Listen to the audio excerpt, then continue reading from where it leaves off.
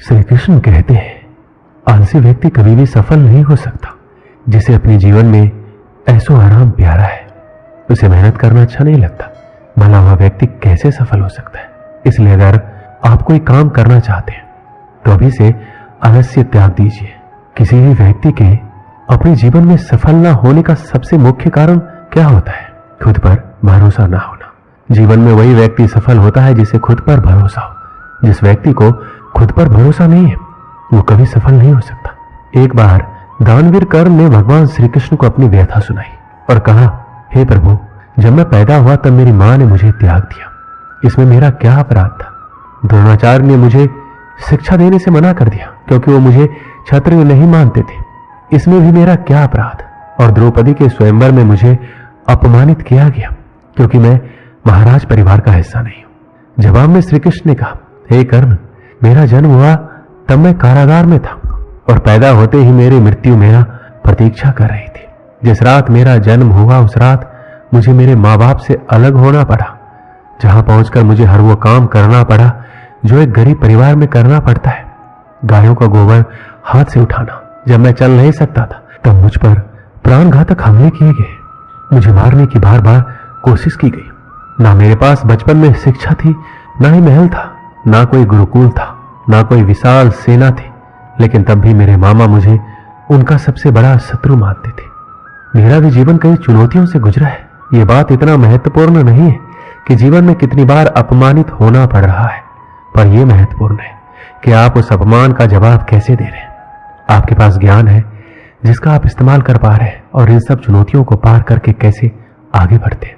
यह बात सबसे अधिक महत्वपूर्ण है।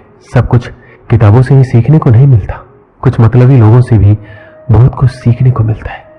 गलती उसी से होती है जो मेहनत से काम करता है। निकम्मों की जिंदगी तो दूसरों की बुराई खोजने में खत्म हो जाती है। इज्जत इंसान की नहीं होती, जरूरत की होती है। जरूरत खत्म, इज्जत खत्म। आज के जमाने में सुखी होना है तो स्वार्थी बनना पड़ेगा। ये हम नहीं, इस युग की सत्य हकीकत है जो हमारे जज्बातों की कदर नहीं कर सकते। उनके पीछे पागल होना प्यार नहीं, बेवकूफी है। हवाएं अगर मौसम का रुख बदल सकती है तो दुआएं भी मुसीबत का पल जरूर बदल सकती है। जो दिल में है उसे कहने की हिम्मत रखो, जो दूसरों के दिल में है उसे समझने की समझ रखो। रिश्ते कभी नहीं टूटेंगे। अपनी लगन, धैर्य, हिम्मत और सकारात्मक विचारों के सहारे इंसान अनेक विकट परिस्थितियों में भी सफलतापूर्वक बाहर आ सकता है। यह एक निश्चित बात है कि आप काम खत्म नहीं कर सकते अगर आप काम शुरू ही नहीं करेंगे तो।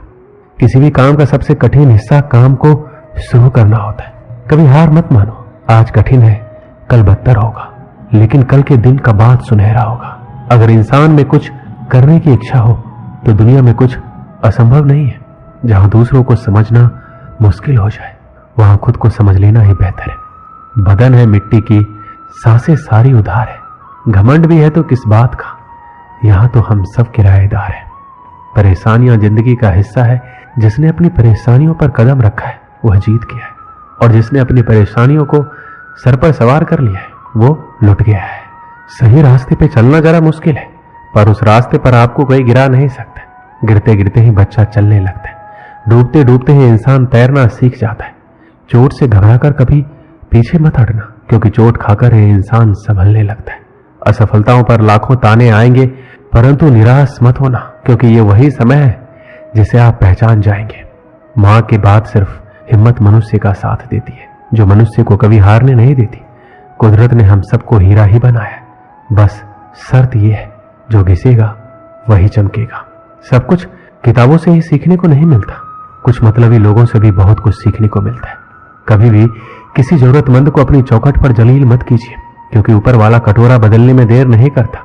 आज रास्ता बना लिया है, कल मंजिलें भी जरूर मिलेगी। हौसलों से भरी ये कशिश एक दिन जरूर रंग लाएगी।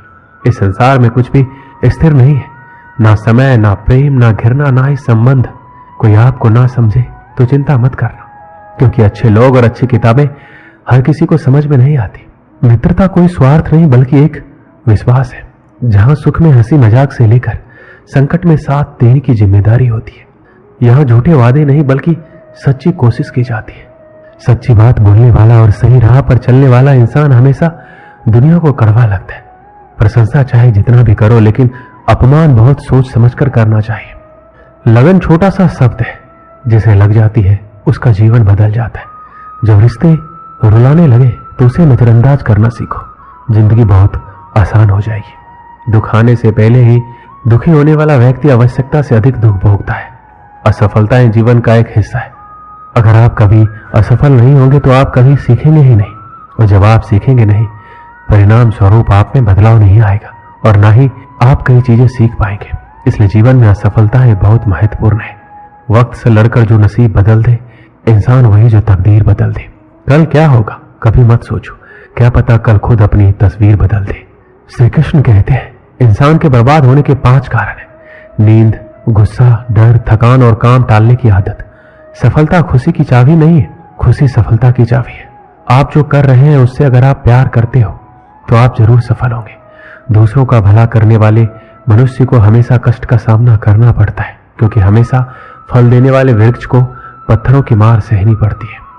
सत्य से कमाया हुआ धन हर प्रकार से सुख देता है, छल कपट से कमाया हुआ धन हमेशा दुख देता है।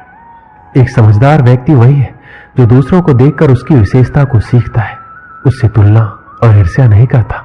एक समय की बात है, एक निर्धन व्यक्ति राजा के महल में माली का काम करता था। उसने राजमहल के बाग में कई प्रकार के फलों के पेड़ लगाए थे।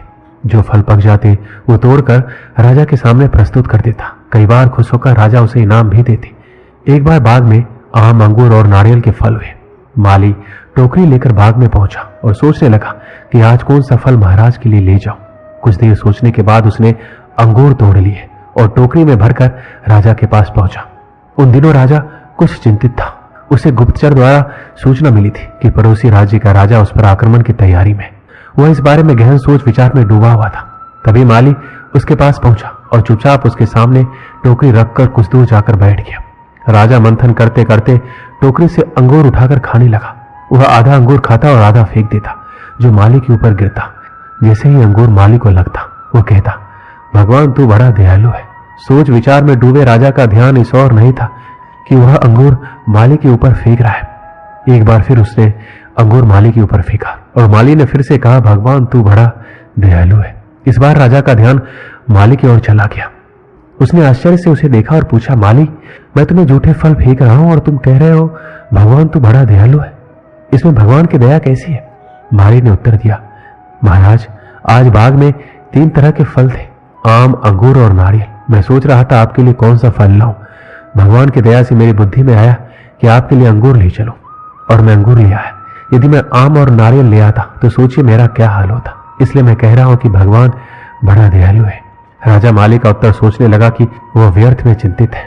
भगवान की दया से उसे समय रहते पड़ोसी राज्य के राजा के पहले से ही हुई योजना का पता चल गया है। इससे उसे अपने राज्य की रक्षा की तैयारी का पर्याप्त समय मिल गया है। उसने भगवान को धन्यवाद दिया और राज्य की रक्षा की तैयारी में जुट गया। जब युद्ध हुआ तो उसमें उसकी विजय हुई और उसने अपना राज्य बचा लिया। इस कहानी से हमें क्या सीख मिलती है? समय का चक्र ऐसा ही है, कभी अच्छा समय आएगा तो कभी बुरा।